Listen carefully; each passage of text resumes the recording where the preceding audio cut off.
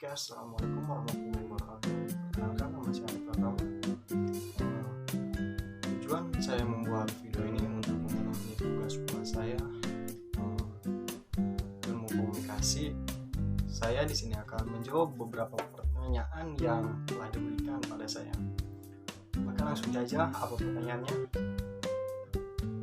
Kita langsung masuk ke pertanyaannya. Yang pertama, saya akan menjelaskan bagaimana pemilihan Pilkades 2021 dalam kondisi COVID saat ini dan bagaimana tip and trik memenangkan Pilkades 2021. Apa saja? Langsung kita ke jawabannya. Oke, sebelumnya pemerintah daerah, khususnya daerah Banten, merencanakan akan melaksanakan pemilihan Pilkades tahun 2021 ini pada bulan Juli sekarang. Terkait pemilihan, karena adanya PPKM darurat COVID, maka pemerintah daerah memundurkan Pilkades 2021 sampai menurunnya angka COVID yang ada di Indonesia. Jadi untuk Pilkades 2021, pemerintah daerah, khususnya daerah Banten, menunda agar tidak dilaksanakannya pemilihan Kades sampai menurunnya COVID-19. Menurut saya, keputusan pemerintah daerah Provinsi Banten cukup bijak ketika untuk menunda pelaksanaan proses pemilihan Kades 2021. Karena kenapa? Bila kegiatan ini tetap akan dilakukan pada bulan sekarang yang dalam kondisi darurat PPKM ini, itu akan menjadikan peluang akan bertambahnya COVID-19 yang ada di daerah Banten. Maka dari itu pemerintah Banten telah mengambil keputusan yang sangat bijak untuk menunda pemilihan Kades 2021 ini. Oke, kita lanjut ke pertanyaan selanjutnya. Pola komunikasi bagaimanakah agar bisa membangun suara terbanyak dalam Pilkades 2021, dan bagaimana trik dan teknik agar bisa memenangkan Pilkades 2021. Oke, kita langsung saja jawab pertanyaan yang tadi. Penasaran apa jawabannya? Ini dia. Para calon kepala desa harus memiliki keterampilan dan komunikasi politik yang baik dan santun. Kenapa begitu? Karena ketika calon kepala desa memiliki keterampilan dan berbagai metode untuk melakukan interaksi terhadap masyarakat, dia tidak akan kesulitan ketika menyampaikan gagasan-gagasan yang ada dalam pikirannya, dan masyarakat pun akan menerimanya dengan baik, dan tidak akan ada masyarakat yang tidak mengerti apa yang akan disampaikan ketika si calon kepala daerah tersebut memiliki keterampilan dalam menyampaikan komunikasi politik tersebut. Yang pertama, sebagai calon kandidat, kita harus memiliki kredibilitas komunikasi yang baik agar masyarakat bisa tertarik kepercayaannya terhadap kita.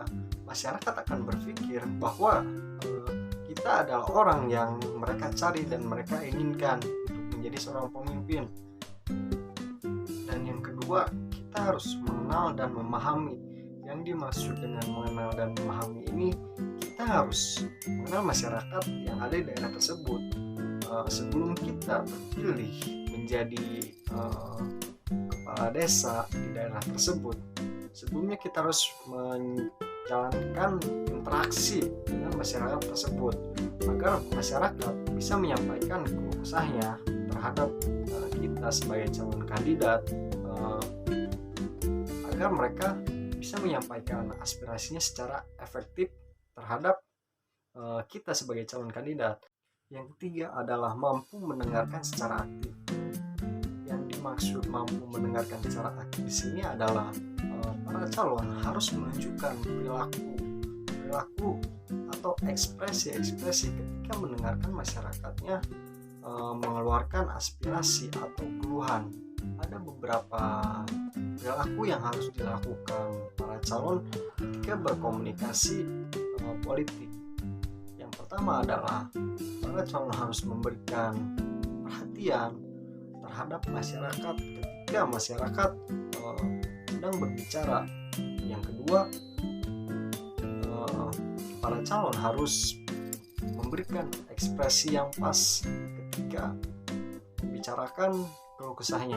Dan yang terakhir, para calon harus antusias ketika masyarakat berbicara kepada para calon tersebut, agar masyarakat berpikir bahwa calon tersebut adalah orang yang akan merubah biasanya di masa jabatannya bila dia terpilih dalam pilkades tersebut. Dan yang keempat adalah melakukan empati, memberikan empati terhadap masyarakat. Empati ini sangatlah penting karena kenapa? Karena ketika calon pilkades melakukan empati terhadap masyarakat, maka masyarakat akan berpikir bahwa calon kandidat inilah yang akan peduli pada masyarakatnya.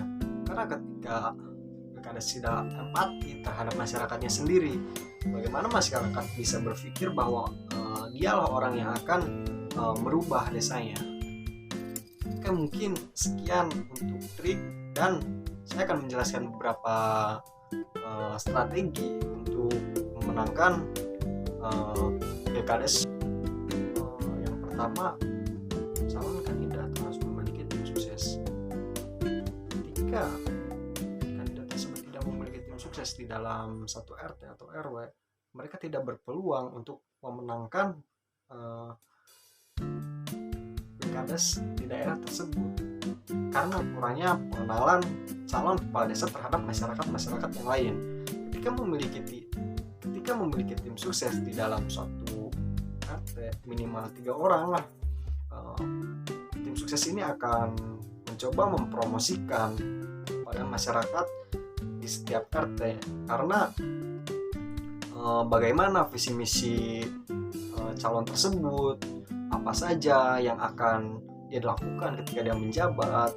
Dengan begitu masyarakat yang tadinya tidak tahu, ketika dia mendengar bagaimana tim suksesnya berbicara atau mensosialisasikan, mereka akan berpikir ketika visi-misinya bagus, menjadi peluang besar agar masyarakat memilihnya menjadi kepala. Ketika tim suksesnya sukses memberikan citra bagus terhadap masyarakat luas, maka peluang kemenangan akan lebih besar didapatkan oleh calon kandidat tersebut. Apalagi ditambah dengan visi misi yang bagus, dan ditambah juga interaksi calon kandidat yang baik, dan bagaimana sikap kandidat terhadap masyarakat tersebut akan menjadikan peluang untuk memenangkan pilkades tersebut. Maka dari itu tim sukses, cara interaksi calon kandidat, dan citra kandidat tersebut sangatlah penting dalam menjuarai pilkades tersebut. Oke, mungkin cukup sekian, kurang lebihnya mohon maaf bila ada kata-kata yang salah. Saya di sini masih terus pembelajaran. Assalamualaikum warahmatullahi wabarakatuh.